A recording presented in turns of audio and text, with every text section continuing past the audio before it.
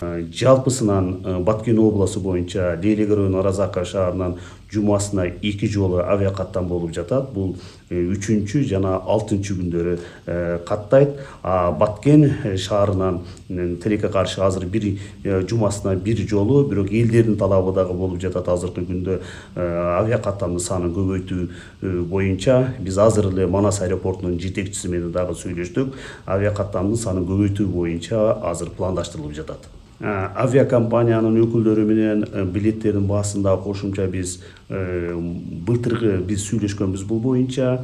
Мына Бишкек Аразаков шаарына каттоосу боюнча биз бир топ азайтканбыз. Азыр Бишкек Баткен авиакаттама башталып калды. Буюрса бул боюнча дагы сүйлөшүп аракет кылабыз биз авиабилеттердин баасын түшүргөнү.